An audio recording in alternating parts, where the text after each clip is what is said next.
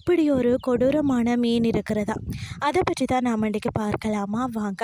அதிகரித்து வரும் வெப்பநிலை, பிளாஸ்டிக் கழிவுகள் மற்றது இயற்கை வாழ்விடங்கள் தொடர்ந்து அழிக்கப்படுவது போன்ற பல காரணங்களால் கடல் சூழலியல் பெரிய அளவில் மிகவும் மோசமாக பாதிக்கப்பட்டுள்ளது. இப்படிப்பட்ட ஒரு இக்கட்டான சூழலில் வெளியான ஒரு புதிய ஆய்வு அறிக்கை பல அதிர்ச்சி ஊட்டக்கூடிய உண்மைகளை உலகுக்கு வெளிச்சம் போட்டு காட்டியிருக்கிறது. இந்த ஆய்வில் பல அரிய வகையான உயிரினங்களை பற்றி மிக தெளிவாக குறிப்பிட்டுள்ளது. அதில் தான் லார்ஜ் டூத் சாபிஸ் எனப்படும் உயிரினம் மிகவும் வித்தியாசமான தோற்றத்தை கொண்டுள்ளது. இதன் முகம் பார்த்தீங்கன்னா பார்ப்பதற்கு ஒரு பெரிய மரம் அறுக்கும் இயந்திரத்தை போலவே மிகவும் கொடூரமாக காட்சியளிக்கும். 6 மீட்டர் நீளம் வரை வளரக்கூடிய இந்த நன்னீர் உயிரினம் தற்போது மிகப்பெரிய அழிவின் விளிம்பில் நிற்கிறது என்பதும் மிகவும் வேதனையான உண்மையாகும். இதன் முகத்தில் உள்ள அந்த கூர்மையான நீண்ட பகுதி இரையை தேடுவதற்கு பெரிய அளவில் உதவியாக இருக்கிறது. இருட்டிலும் தனது இரையை துல்லியமாக வேட்டையாட இந்த நீண்ட உறுப்பு பயன்படுகிறதா. ஆனால் இந்த ஒரு பிரத்யேகமான முக அமைப்பே தற்போது அவற்றின் உயிருக்கு எமனாக மாறிவிட்டதாம். ஆமாங்க, மீன்பிடி வலைகளில் இருந்து இந்த மீன் ரம்ப மீன் மிக எளிதாக சிக்கிக்கொள்கிறது.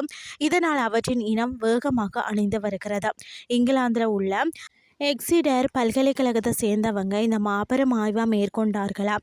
அவர்கள் உலகம் முழுவதும் உள்ள 95 வகையான சுறா மற்றும் திருக்கை மீன்களை தீவிரமாக ஆராய்ந்தார்களாம். அதில் தான் பல எதிர்பாராத அதிர்ச்சிகரமான முடிவுகள் அவங்களுக்கு தெரிய வந்திருக்கிறது. அந்த முடிவு அனைவரையும் ஆழ்ந்த கவலையில் ஆழ்த்தி இருக்கிறது. என்ன அப்படின்னு சொல்லி பார்த்தீங்கன்னா, கரையோர நன்னீர் பகுதிகளில் வாழக்கூடிய சுறாக்கள் தான் மிக அதிக அளவில் பாதிக்கப்பட்டிருக்கிறதா. அவர்கள் ஆய்வு செய்த அத்தனை உயிரினங்களுக்கும் இருக்கக்கூடிய மிகப்பெரிய பொதுவான ஒரு அச்சுறுத்தல் அதிகப்படியான மீன் பிடித்தல் தான். மனிதர்களின் சுயநலத்திற்காக வரைமுறையின்றி மீன்கள் பிடிக்கப்படுவதால் இந்த விசிறித்தனமான உயிரினங்கள் தங்கள் வாழ்விடங்களை இழந்து கொஞ்சம் கொஞ்சமாக மொத்தமாக அழிந்து வருகின்றது. இது ஒரு மிகவும் துயரமான நிகழ்வாகும்.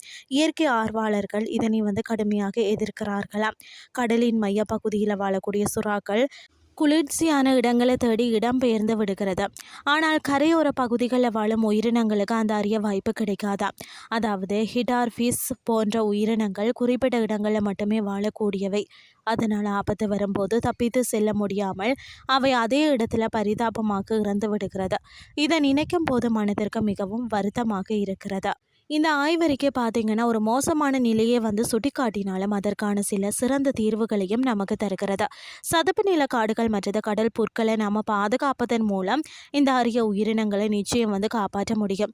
இது மீன்களுக்கு மட்டுமில்லாமல் கடலோர சமூக மக்களுக்கு காலநிலை மாற்றத்தின் வீரியத்தை குறைத்து ஒரு நல்ல பாதுகாப்பு அரணாக உறுதியாக அமையும். இதை நாம் உடனே செயல்படுத்தணும். இயற்கைக்கு ஒரு அற்புதமான குணம் இருக்கிறது. நாம் அதை தொந்தரவு செய்யாமல் விட்டாலே போதும். அது தன்னைத்தானே மிக விரைவாக புதுப்பித்து கொள்ளும். நமது எதிர்கால சந்ததியினரும் இந்த விசித்திரமான ரம்ப மீன் போன்ற உயிரினங்களை காண வேண்டும் என்று சொன்னால் இயற்கை வாழ்விடங்களை பார்த்தீங்கன்னா நம்ம எந்த ஒரு சேதமும் செய்யாமல் அப்படியே பாதுகாப்பாக வைத்திருக்க வேண்டியது நம் அனைவரின் தலையாய கடமையாகும். இதுவே நாம் இயற்கையாக செய்யும் உண்மையான மிகப்பெரிய சேவையாகும்.